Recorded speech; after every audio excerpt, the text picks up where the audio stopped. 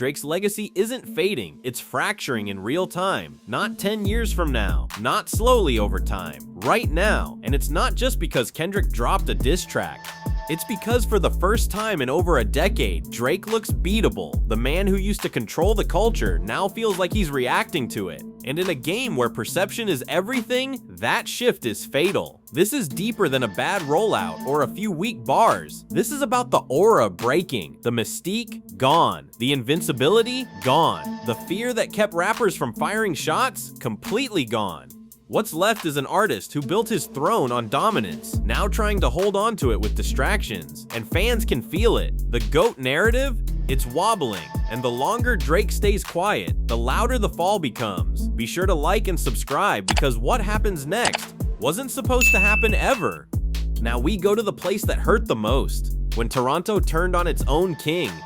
There's one rule in hip-hop, your city rides with you, always. No matter how bad the music gets, no matter how loud the hate gets, your hometown protects the crown, until it doesn't. Drake's worst moment wasn't online, it wasn't a diss track, it was that night in Toronto, his own backyard when Kendrick stepped on stage and the crowd cheered, not awkward silence, not confusion, but cheering and screaming.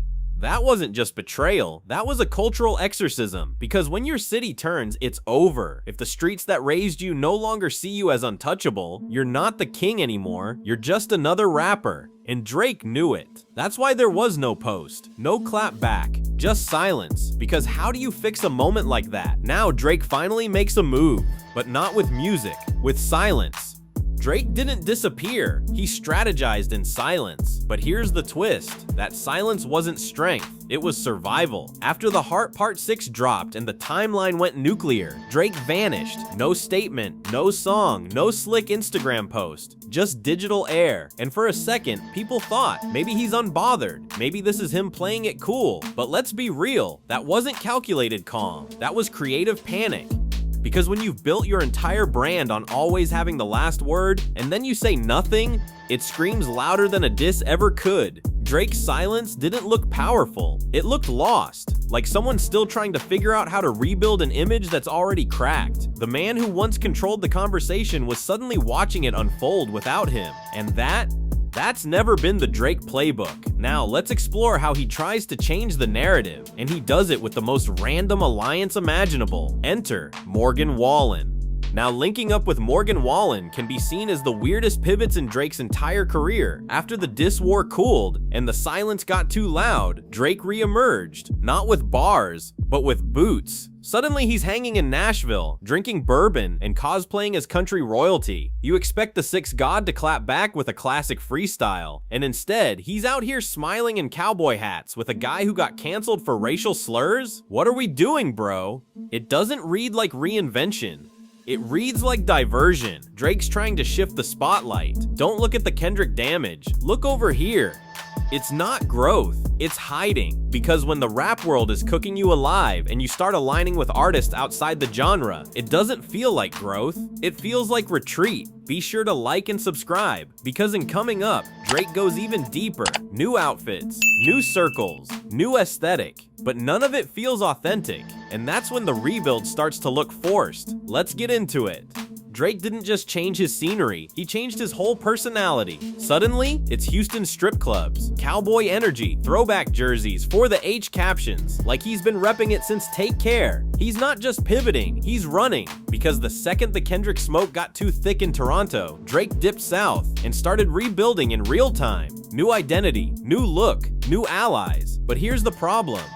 It doesn't feel real. Drake used to own his image. He was the blueprint. Now, he looks like he's flipping through aesthetics on shuffle, hoping something sticks. This isn't branding. It's scrambling. It's a rapper trying to outrun an era he no longer controls, and fans notice. The consistency is gone. The aura that made Drake Drake is fading fast. Be sure to like and subscribe, because next, we stop talking about the image and start talking about the music. And let's just say this, the bars aren't saving him either. The decline isn't just visual, it's in the pen too. Let's call it what it is, the music just isn't moving people like it used to. There was a time when every Drake drop felt like a moment, a timeline freeze, a cultural reset. Now, it's background noise, for all the dogs came and went, bloated, inconsistent, and full of filler. And while Drake's still charting off Name alone, the magic is gone. He's rapping like he's bored, singing like he's doing voice memos on autopilot, jumping from trend to trend without locking into a sound that feels earned. Drake used to make albums that lived in your headphones for months. Now he's making projects that feel like content dumps, streams over soul, and don't even start with the writing. Where's the sharpness? Where's the hunger? Where's the pen that once had entire crews ducking smoke? Because Kendrick brought bars, real bars, and Drake's response felt like he didn't even believe in it. Now let's dive into the collab chaos. Drake's flooding the market with features, but when everyone gets a verse, what does a Drake feature even mean anymore? When in doubt, collab with everybody. That's the new Drake playbook. And at first glance, it looks smart. Stay visible, stay relevant, stay everywhere. But here's the problem. When everyone gets a Drake feature, no one cares anymore. There used to be weight behind a Drake cosign. If you got a verse, it meant something. It was a cosign from the top. Now, it's just algorithm food, Latin features, Afrobeat remixes, UK drill crossovers. He's jumping on everything, everywhere, and it's starting to feel desperate. Instead of building timeless records, Drake's padding stats like a rapper on the decline, quantity over legacy, and the audience can feel it. Each new collab feels smaller, less focused, less exciting. It's not Drake gave them a verse. It's Drake needed the boost too. He's not leading the wave. He's trying to ride everyone else's. This isn't just about music anymore. The brand is buckling. There was a time when Drake's image was airtight, calculated, untouchable, engineered like a luxury watch. Now, it's unraveling in public. Adonis is suddenly front and center. Interviews, album art, press runs. Is this fatherhood or damage control? Because when your music's not hitting and the streets are turning, leaning on your kid starts to look less like bonding and more like branding.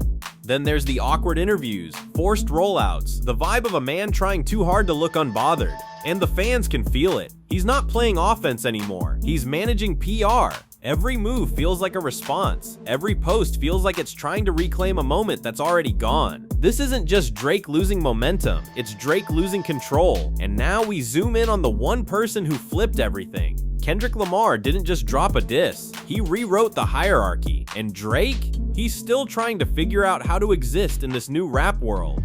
Let's be real, Kendrick didn't just beat Drake, he reprogrammed the entire rap landscape in a matter of weeks. Because this wasn't just a lyrical win, this was a cultural shift, one that exposed the cracks in Drake's armor that fans had ignored for years. Until now, Kendrick showed up with precision. No gimmicks, no collabs, no viral dances, just bars, just truth. And it hit like a reset button on what the rap game actually respects. Suddenly, the man who built his career on controlling the narrative was no longer in charge of it. Kendrick made fans rethink Drake's whole run. The ghostwriting scandals, the pop pivots, the ducking of real competition, everything came back under a harsher light. And that's the Kendrick effect. He didn't just diss Drake, he deconstructed the myth. Now Drake's stuck in a new era he didn't ask for, where legacy isn't about charts, it's about credibility. And now we look at Drake's next move, or what's supposed to be his next move. If scrambling even counts as strategy. Let's not sugarcoat it. Drake's so-called comeback plan doesn't look like strategy, it looks like chaos. 1 minute he's silent. Next minute, he's linking up with country singers. Then it's tour rumors, leaked verses, cryptic captions, fake retirements. None of it feels real.